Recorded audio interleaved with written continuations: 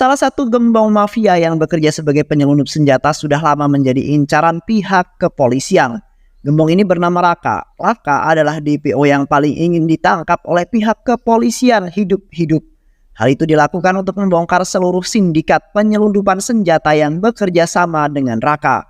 Seorang polisi bernama Joseph ditugaskan untuk menangkap Raka. Di suatu pasar terlihat sekelompok preman yang memang sering berbuat onar di sana. Aksi mereka itu sudah meresahkan warga sejak lama tentunya, dan tidak ada satupun warga yang berani melawan mereka selama ini. Namun, ketidakberdayaan warga hanya cukup sampai di sini. Kini seorang pemuda bernama Pugal datang menghajar para preman itu. Pugal sangat menikmati pertarungan itu karena menurutnya bertarung melawan penjahat adalah hobi yang sangat menyenangkan. Banyak warga yang mengidolakan Tunggal karena selalu membantu warga dan mengusir para preman-preman di sana. Beberapa hari kemudian, Joseph menghubungi Pugal untuk membantu dirinya dalam menangkap Raka. Raka diketahui akan segera tiba di pelabuhan. Joseph meminta Pugal untuk menyamar sebagai orang yang akan menyelamatkan Raka. Rencana ini hanya diketahui oleh Pugal dan Joseph. Pihak kepolisian sama sekali tidak mengetahui bahwa Pugal akan berada di pihak mereka. Kini kepolisian bergerak mengepung dan ingin menyergap Raka. Pugal yang tahu bahwa Raka sudah berkecimpung di dunia mafia sejak lama, pasti tidaklah mudah untuk menangkap Raka. Oleh karena itulah Pugal memainkan sebuah sandiwara untuk menjebak Raka. Pugal akan muncul sebagai hero penyelamat hidupnya Raka. Pugal membawa Raka untuk masuk ke dalam sebuah kontainer dan ternyata di dalam kontainer itu terdapat sebuah jet ski yang sudah disiapkan Pugal untuk melarikan diri. Kepolisian mengejar dan menembaki Pugal, namun Pugal yang gesit berhasil meloloskan diri dari kejaran mereka. Raka yang sedang kelelahan kemudian berselisih dengan Pugal. Pugal berhasil membuat Raka pingsan. Pugal lalu menghubungi Joseph untuk menyampaikan laporannya dan menyerahkan Raka kepadanya. Kini Joseph berhasil mendapatkan Raka. Beberapa hari kemudian, di sebuah kota bernama Fayalur, Pugal akan kembali menjalankan sebuah misi untuk menghadiri sebuah pesta pernikahan. Pugal lalu memberhentikan seorang warga sipil yang sedang melintas dengan kereta kudanya. Warga sipil itu bernama Mada. Pugal meminta izin agar Mada mau mengantarkan dirinya hingga ke suatu tempat. Namun tak lama kemudian kendaraan mereka malah nyungsep ke sawah. Mada dan Pugal pergi ke sungai untuk membersihkan diri. Di seberang sisi sungai ternyata terdapat beberapa gadis yang sedang mandi di sana. Pugal melihat seorang gadis cantik yang mendebarkan hatinya. Gadis itu bernama Janavi. Pugal yang kesemsem dengan kecantikan Janavi kemudian berpura-pura tenggelam di sungai tersebut. Janavi dan teman-temannya lalu menolong Pugal dengan membawanya ke pinggir sungai. Janavi ingin memberikan nafas buatan untuk Pugal. Tapi tak berselang lama Janavi kemudian sadar ternyata Pugal sedang berpura-pura alias sedang berakting. Janavi merasa jengkel, mereka semua lalu membubarkan diri. Pugal kembali melanjutkan perjalanannya. Kali ini dia akan bertemu dengan informan Joseph untuk mengatur tempat tinggalnya di sini. Sampainya di sana, Pugal bertemu dengan Janavi. Ternyata Pugal dan Janavi tinggal di kediaman yang sama. Janavi yang masih jengkel dengan Pugal seringkali menjahili Pugal dengan membuat beberapa jebakan. Namun semua jebakan itu justru menjadi senjata makan tuan. Jebakan itu membuat Janavi dan Pugal jadi sering bertemu dan bertatap muka. Kini, rasa cinta mulai tumbuh di hati keduanya. Mereka secara kebetulan juga akan menghadiri sebuah acara pesta pernikahan. Ternyata acara pernikahan itu adalah acara teman Janavi. Pesta pernikahan kini telah dimulai. Semua orang yang ada di sana hadir merayakan pesta dengan penuh sukacita dan canda tawa. Namun kebahagiaan itu tak berlangsung lama. Sekelompok preman datang ke pesta dan ingin membawa pengantin wanita kabur. Janavi yang tak ingin temannya diculik meminta Pugal untuk melakukan sesuatu. Pugal tanpa basa-basi langsung menghabisi mereka semua.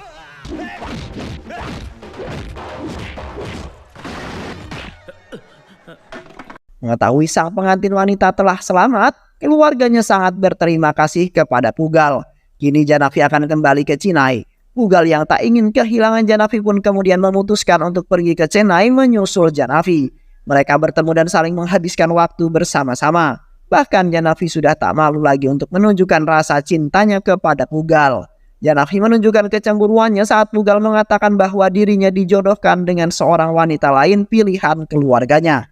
Mengetahui bahwa Janavi kini sudah benar-benar mencintainya, Pugal lalu mengirimkan email kepada Joseph tentang misi selanjutnya. Ternyata membuat Janavi jatuh cinta kepada Pugal adalah strategi mereka berdua. Hal itu semata-mata dilakukan untuk mendapatkan buruan yang lebih besar. Suatu hari Pugal bertemu dengan Janavi. Pugal mengatakan keseriusannya untuk meminang Janavi. Janavi yang senang mendengarkan hal itu kemudian lalu mengatakan bahwa kita harus mendapatkan restu ayah terlebih dahulu. Janavi lalu menelpon ayah dan menceritakan tentang Pugal dan keseriusannya. Ayahnya yang mendengar cerita putrinya itu meminta agar mereka berdua pergi menemuinya di Munich, Jerman. Usut punya usut, ayah Janavi yang bernama Jide ternyata adalah seorang bisnismen kaya raya yang bergerak sebagai mafia penyelundup senjata. Singkat cerita, Jide kini pergi untuk menemui rekan bisnisnya yang bernama San.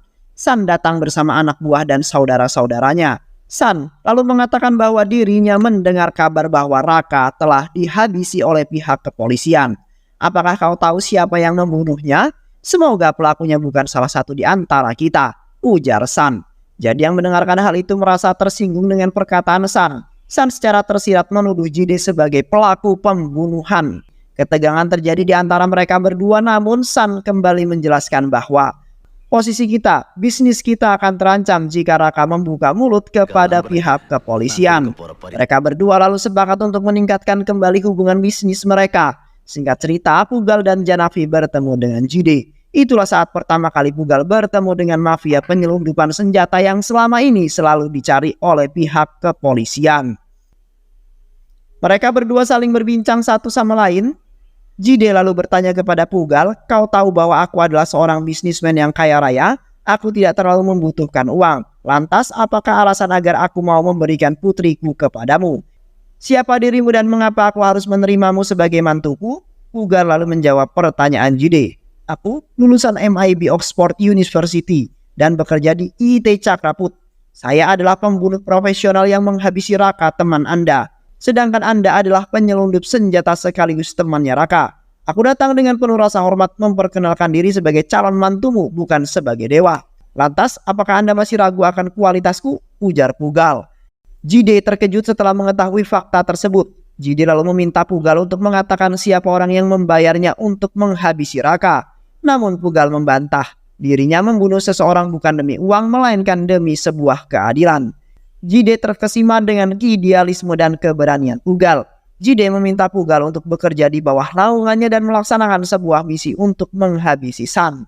Pugal menghubungi Joseph untuk melaporkan tentang apa yang diperintahkan Jide dan langkah apa selanjutnya yang harus Pugal kerjakan. Joseph lalu menyuruh Pugal untuk pergi ke Hotel China Gate. Di sana Pugal akan menemukan jawaban di mana lokasi San tersembunyi. Pugal lalu pergi ke hotel itu. Sesampainya di sana Pugal bertemu dengan anak buah San. Tanpa banyak basa-basi lagi, Pugal langsung menghajar mereka semua. Pugal menghajar saudara-saudara San beserta anak buahnya hingga tak berdaya. Namun Pugal tak menemukan San di sana. San yang mengetahui bahwa markasnya telah diobrak-abrik tentu saja murka dan tak terima. Dia lalu menyuruh anak buahnya untuk segera mencari dan menemukan siapa itu Pugal.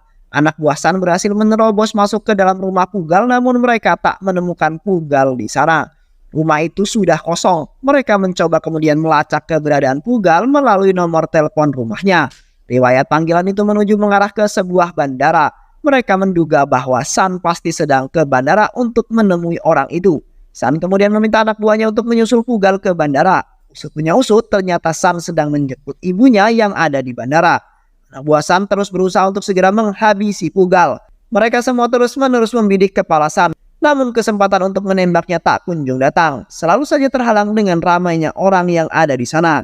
Mereka terus bersabar dan menunggu. Kini kesempatan itu telah datang. Anak buah San ingin menekan peletup senjatanya, namun San tiba-tiba menggagalkan upaya tembakan itu. San terkejut setelah melihat bahwa ibunya Pugal ternyata adalah mantan istrinya sendiri. San lalu mengikuti mereka dan mendatangi rumahnya. San berniat untuk rujuk kembali dengan sang istri tercinta. Namun sang mantan istri tetap menolaknya. Dia tak mau menjadi istri seorang pengkhianat yang sekaligus menjadi gembong penyelundup senjata. Mantan istrinya San mengusir untuk segera pergi, namun San mengatakan bahwa dia ingin menemui anaknya. Masa lalu San dengan istrinya kini terungkap. Ternyata dulunya San adalah seorang tentara yang membela negaranya. Namun karena gaji tentara yang begitu kecil, dia akhirnya memutuskan untuk menjadi pengkhianat negara. San menghalalkan segala cara agar bisa menjadi orang yang kaya raya. Dia mulai menyelundupkan senjata demi mendapatkan uang yang banyak. Istrinya yang tengah hamil dan mengetahui fakta itu tak sudi menerimanya. Sang istri lebih memutuskan untuk bercerai dan menjadi seorang janda daripada harus hidup bersama San. Istri San mengusir San dari rumah. San yang marah dan tak terima lalu menampar istrinya itu hingga tersungkur. Walaupun istri San belum bisa menerima kembali siapa si San, namun Pugal mau menerimanya sebagai seorang ayah. San yang terharu mendengar pernyataan itu kemudian memeluk Pugal sang anak tercinta. Keesokan harinya untuk menyambut kabar gembira itu, San lalu menggelar sebuah pesta di rumahnya. Dia mengundang seluruh rekan bisnisnya untuk hadir termasuk juga Jide. Jide terkejut mengetahui fakta bahwa Pugal ternyata adalah anaknya San. Di tengah acara pesta itu San mengajak Pugal untuk naik ke jet pribadinya secara sembunyi-sembunyi. Ternyata San akan menunjukkan Pugal tentang markas rahasianya. Di markas itu telah tersembunyi sebuah CD Blu-ray yang berisi segala informasi tentang Jide. CD Blu-ray itu adalah kunci bagi kita untuk bisa mengalahkan Jide. Namun Jide juga memiliki CD Blu-ray yang berisi semua informasi mengenai diriku, ujar San. Oleh karena itu San meminta jika Pugal nanti menikahi Janavi, Pugal harus bisa menghabisi Jide dan merebut CD Blu-ray-nya. Dengan kedua CD Blu-ray itu kita akan menjadi raja tunggal bisnis di sini. Setelah menjelaskan itu, kini Pugal dan San kembali lagi ke pesta dengan mengenakan jet pribadinya. Di tengah penerbangan, Pugal secara tiba-tiba menyerang San. San terkejut karena anaknya malah ingin menghabisi dirinya. Pugal kembali menjalankan triknya dengan menjatuhkan kacamata milik Jide. Mereka berdua terus-menerus berkelahi di dalam pesawat yang masih mengudara. San berkali-kali berhasil menyulitkan Pugal, namun Pugal terus melawannya. Hingga pada akhirnya San berhasil menjatuhkan Pugal dari pesawat itu. Perkelahian Pugal dan San membuat pesawat kehilangan kendali hingga pada akhirnya pesawat itu membentur tebing yang ada di depannya. Pesawat itu meledak dan San tewas di tempat. Sementara Pugal berhasil menyelamatkan diri dengan parasut yang sebelumnya sudah disiapkan. Beberapa waktu kemudian, saudara dan anak buah San berhasil menemukan bangkai pesawat San. Mereka menangis karena telah kehilangan San. Tak lama kemudian Pugal datang ke lokasi. Pugal berpura-pura menangisi kepergian ayahnya. Tangisan air mata buaya yang berhasil mengelabui semua orang yang ada di sana. Pugal lalu mencari kacamata Jide di reruntuhan puing-puing. Pugal berhasil menemukan dan menunjukkan kepada mereka semua, ini adalah kacamata Jide. Jide pasti telah membunuh ayahku, ujar Pugal. Mereka semua yang mendengar hal itu kemudian marah dan berniat balas dendam untuk menghabisinya. Namun Pugal meminta mereka untuk bersabar. Jide bukanlah orang sembarangan. Untuk bisa membunuhnya kita perlu sebuah rencana yang matang. Pugal kini kembali menjalankan permainannya. Pugal pergi untuk menemui Jide. Sesampainya di sana Jide langsung menyambut Pugal dengan rasa bahagia. Jide menyampaikan ucapan terima kasih karena Pugal telah menghabisi San yang merupakan sainganku sekaligus ayahmu sendiri. Pugal lalu mengatakan kepada Jide bahwa San bukanlah ayah kandungku. Jide terkejut mendengar hal itu. Tak lama kemudian Pugal menyerahkan kode rahasia yang mengunci berangkas di markas rahasia San. Jide kini menjadi sangat bahagia. Di tengah kebahagiaan itu Jide menanyakan kepada Pugal, apa yang akan kau lakukan setelah itu? Kau tunggu dan lihat saja aksiku nanti, ujar Pugal. Jide ternyata merekam pembicaraannya dengan Pugal secara diam-diam untuk mengadu domba mereka berdua. Jide lalu mengirimkan kepada saudara dan anak buah San. Anak buah San yang telah melihat isi rekaman itu tentu saja menjadi murka. Mereka tak menyangka ternyata selama ini mereka telah dibohongi oleh Pugal. Mereka lalu menyusun rencana untuk menghabisi Pugal. Di dalam perjalanan, anak buah San meminta Pugal untuk keluar terlebih dahulu dari dalam mobil. Pugal yang mendengar itu mulai merasa curiga, pasti ada yang tidak beres di sini. Dan benar saja, tak butuh waktu lama anak buah San segera berdiri mengepung Pugal. Mereka berkata bahwa kami telah mengetahui hubunganmu dengan Jide. Jide telah mengirimkan rekaman pembicaraan kalian. Kau bukan anaknya San. Siapa dirimu? Mengapa kau tega menghabisi San? Namun Pugal sama sekali tak menjawab pertanyaan mereka. Mereka semua lalu menyerang Pugal, namun bom meledak di waktu yang tepat. Mobil mereka hangus terbakar dan mereka semua tewas binasa. Pugal telah merencanakan semua ini. Dia sudah memasang bom di mobil mereka semua dan meledakkan tepat sebelum mereka menyerang. Kini Pugal berjalan untuk menghampiri Jide. Jide terkejut melihat Pugal yang masih hidup. Pugal mengancam Jide, aku telah membantumu untuk menghancurkan semua tentang San. Dirinya, bisnisnya, anak buahnya. Semua berhasil kuhancurkan, namun mengapa kau justru mengkhianatiku? Kau 2 langkah mendahuluiku. Jide yang mendengar hal itu tak mampu berkata apa-apa. Jide sangat ketakutan. Setelah drama itu selesai, Pugal berhasil mengambil CD Blu-ray yang ada di tempat Jide, lalu mengirim CD itu kepada kepolisian India. CD itu berada di tangan Joseph. Joseph lalu menunjukkan CD itu kepada Raka yang sedang diinterogasi. Saat Joseph dalam keadaan lengah, Raka berhasil melepaskan diri dan memukul Joseph hingga pingsan. Raka lalu menghubungi Jide melalui ponsel Joseph. Raka mengabarkan bahwa dia masih hidup. Di lain sisi, Pugal yang tengah tidur digerebek oleh anak buah Jide. Mereka berhasil menyeret Pugal ke hadapan Jide. Pugal langsung ditodong pistol oleh Jide. Jide dan antek-anteknya mengira bahwa CD itu masih ada di tangan Pugal, namun Pugal menegaskan bahwa CD itu telah dikirimkan ke kepolisian India. "Jika kau menginginkannya, maka nikahkan aku dengan Janavi," ujar Pugal. Namun Jide justru menolaknya. Pugal juga mengatakan kepada Jide bahwa dirinya telah banyak membantu Jide. Dia berhasil membunuh San untuk Jide. Tak disangka obrolan itu sampai ke telinga Janavi yang sedang ada di lain ruangan. Janavi lalu pergi untuk menemui mantan istri San. Janavi menjelaskan bahwa San telah dibunuh oleh Pugal dan Pugal bukanlah anak kandungnya. Istri Janavi lalu mengiyakan pernyataan Janavi. "Pugal memang bukan anak kandungku. Aku yang sedang hamil waktu itu mengalami keguguran setelah San mendorongku. Aku sengaja membiarkan Pugal untuk membunuh San. Hal itu semata-mata agar Pugal bisa membalaskan dendamnya kepada San. San bukanlah suamiku. Dia adalah seorang pengkhianat." Mantan istri San lalu menceritakan tentang kebenaran dan masa lalu Pugal. Dahulu ayah Pugal yang bernama Saravanan adalah seorang prajurit sejati yang melindungi negaranya. Banyak operasi dan misi yang berhasil diselesaikannya. Suatu hari Saravanan diminta untuk menyelesaikan sebuah kasus tentang menghilangnya senjata para tentara. Saravanan lalu memulai operasinya. Dia menyergap komplotan-komplotan yang mencuri senjata itu. Saravanan berhasil menumpas dan mengalahkan mereka semua. Namun secara tiba-tiba, Saravanan diserang oleh beberapa orang dari belakang yang ternyata rekan-rekannya sendiri. Saravanan dihabisi oleh Jide muda, San muda, dan Raka muda. Mereka menghabisi Saravanan dengan kejam. Mereka bertiga kemudian menyampaikan laporan palsu kepada atasannya. Mereka mengatakan bahwa sejatinya Saravananlah yang mengambil senjata-senjata itu dan mereka berhasil membunuh Saravanan. Atasan mereka mempercayai cerita itu dan kini dicap sebagai pengkhianat negara. Di lain sisi, terlihat Saravanan yang hendak dimakamkan dengan prosesi militer, namun mereka bersaksi bahwa Saravanan adalah seorang pengkhianat negara. Hal itu menyebabkan gelar Saravanan dicopot dengan tidak hormat, dan pihak militer secara resmi tidak lagi bertanggung jawab untuk mengurusi pemakaman Saravanan. Bahkan, warga sekitar yang termakan hoaks dari JD justru membawa jasad Saravanan untuk dibuang ke sebuah jurang pasir. Istri Saravanan dan Pugal kecil berusaha untuk menyelamatkan jasad Saravanan. Mereka perlahan-lahan membuang pasir yang mengubur Saravanan. Namun badai pasir tiba-tiba muncul. Badai itu membuat jasad Saravanan terbawa angin dan tenggelam bersama timbunan pasir. Istri Saravanan dan Pugal kecil menangis histeris melihat kejadian itu. Beberapa waktu kemudian, Jide kembali melakukan aksi kejamnya. Jide mentato kening istri Saravanan dengan tulisan pengkhianat. Kini ibunya Pugal dan Pugal kecil dikucilkan dan hidup menderita di desa itu.